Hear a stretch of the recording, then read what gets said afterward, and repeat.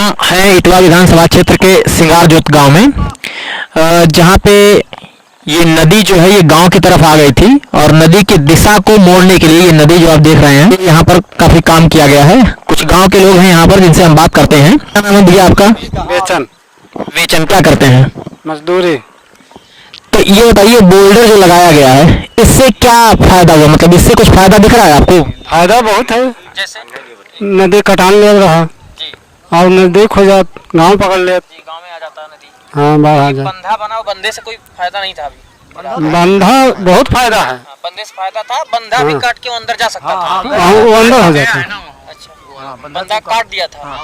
बंधा कट गया। बंधा दिखाई पड़ रहा है, वो पेड़ लगा है, तो ये जो बंधा था सामने उधर। तो ये जो पत्थर लगाए गए, इस पत्थर को लगाने से नदी की दिशा मुड़ गई, तो अब मतलब गांव पे कोई खतरा नहीं रह गया। एक और भाई साहब हमारे साथ, क्या नाम है भैया आपका? अजय यादव। ये बताइए, जैसे गांव की तरफ नदी की कटान आ गई थी और ये शंका था, गांव वालों को ये डर था कि नदी जो है बाढ़ के सीजन में गांव में घुस जाएगी, तो कैसे किस तरह से आपका ध्यान या पिछली सरकारों का ध्यान कैसे नहीं आया? आप किस तरह? पहले ये हमारे भाजपा सरकार में ही बांध बना था। पूर्व सांसद हमारे रामपाल सिंह जी थे, स्वर्गीय, वो रह नहीं चुके उसी समय। उसके बाद किसी ने ध्यान नहीं दिया। बाकी जब हमारे मंत्री जी विधायक हुए तो हमने उनसे इस बात के लिए चर्चा की, गांव में समस्या हो रहा है। उन्होंने तुरंत लिखा डीएम साहब को लेटर और उसी पे कार्रवाई होकर यहाँ लगभग 3 करोड़ रुपए का बोल्डर लगा। हम लोग आ गए हैं सिद्धार्थनगर के सिंगारजोत गांव में, जो इटवा विधानसभा क्षेत्र में पड़ता है। यहाँ जो गांव में मार्केट है, लोकल मार्केट, यहाँ आए हैं।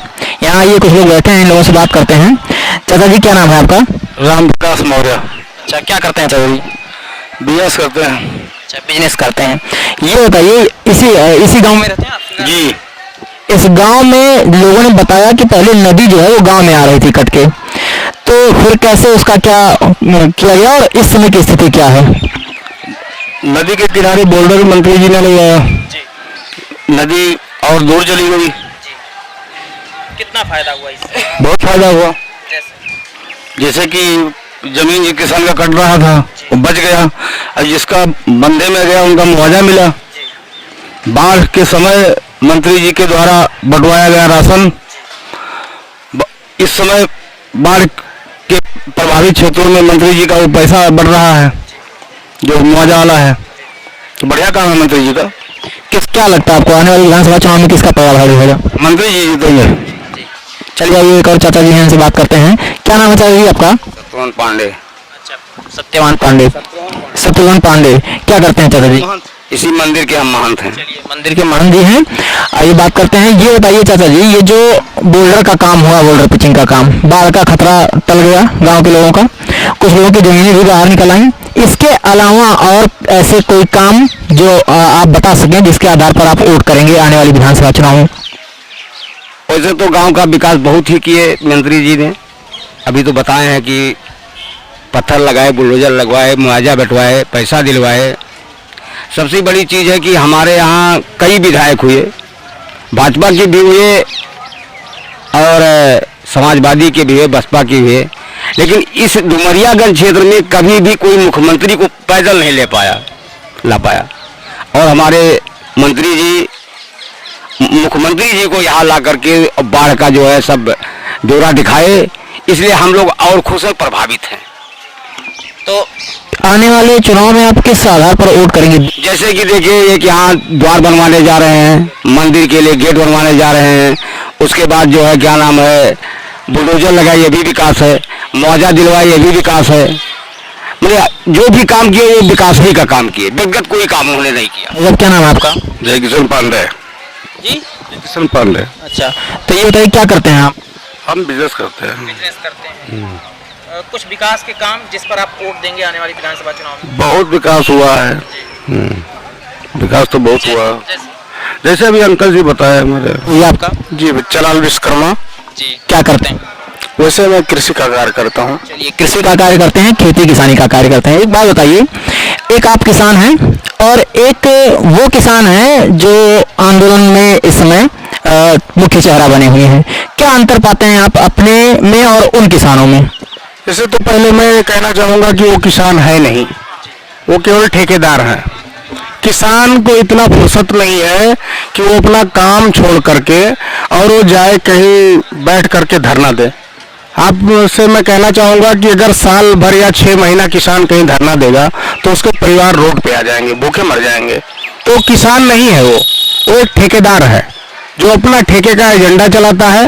वो किसान नहीं, किसान तो है अपना, देखो अभी किसानी का काम चल रहा है, गेहूं की बुआई चल रही है, धान की कटाई हो रही है, वो अपना काम कर रहा है। किसान किसान कहाँ है बैठा भाई? मतलब आप अपने आप को उस श्रेणी में नहीं पाते हैं उन किसान। नहीं, हम किसान हैं, वो तो एजेंडा चलाने वाले ठेकेदार हैं।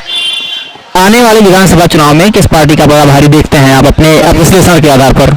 जैसे मैं अपने आधार से मैं बता रहा हूँ, जैसे बीजेपी ने अच्छा काम किया है। जहां तक भी आप देख लीजिए, धारा 370 कश्मीर की बात ले लीजिए, चाहे देश को मजबूती के रास्ते से ले लीजिए, तो इस समय हमारा देश बहुत मजबूत है। हर तरफ से कोई आंख नहीं उठा सकता है हमारे देश के ऊपर। चाहे आप कोई सेना की बात कर लीजिए या कोई भी प्रपक्ष ले लीजिए, हमारे प्रधानमंत्री जी हैं, अगर उनको देख लीजिए, जब पहले प्रधानमंत्री हुआ करते थे तो उनको कहीं 100वें नंबर पर सीट मिलती थी, बहुत पीछे बैठने के लिए। आज हमारे प्रधानमंत्री जी हैं कि उनको पहले सीट मिलती है। जब वो बैठते हैं वहां पर तो फिर वहां कार्यक्रम चालू होता है। तो आपका वोट जो है वो 370 और मंदिर इन मुद्दों पर पड़ेगा, या सिंगार जोत में क्या विकास किया गया या कौन विकास कर सकता है, इन मुद्दों पर पड़ेगा? सिंगार जोत में भी बहुत विकास हुआ भाई साहब। अभी देख लीजिए, अभी 1 हफ्ते के पहले की बात है, हमारे मंत्री जी के द्वारा और हमारे मुख्यमंत्री जी के द्वारा ये जो सिंगार जोत शाहपुर मार्ग है, इसका स्वीकृति हो गया है। हो सकता है कि अगले महीने या और आने वाले में 1-2 महीने के अंदर इसका काम हो जाएगा, चौड़ीकरण वाली बात हो जाएगी। और हमारे फिर ये इधर बिस्कोहर का जो मार्ग है ये भी चौड़ीकरण में है। तो सबसे बढ़िया बात तो हमारे यहाँ की जो रोड की हालत है बहुत सुधार हो गई है। मेरा यही कहने का मतलब है कि जैसे देश का अंतर्राष्ट्रीय स्तर पर जो क्या छवि बन रहा है, ये इस बात से भी तय होता है कि गांव में विकास का स्तर किस तरह का रहा है। तो हमको या आप सबको चाहिए, मेरे विचार से, कि हमें अपने लोकल मुद्दों पर वोट देना चाहिए। आप क्या कहना चाहेंगे? जी देखिए, हमारा कहना है जैसे लोकल मुद्दा जो है वो भी बहुत अच्छा है। मंत्री जी के द्वारा जो भी उनके कार्यकर्ता भी जो जितने हैं काफी अच्छा बैकिंग करते हैं। किसी को कोई परेशानी हो, किसी का तबीयत खराब हो या कोई आर्थिक मजबूरी हो, अभी हमारे यहाँ बाढ़ का प्रभावित क्षेत्र बहुत ज्यादा था, मंत्री जी स्वयं अपना नाव लेकर के उनके कार्यकर्ता बंधु जितने भी थे, किसी को किसी चीज की भी परेशानी होती थी तुरंत उनको सहायता मिलता था। तो इसलिए हमारा कहना है कि बीजेपी सबसे सुपर है।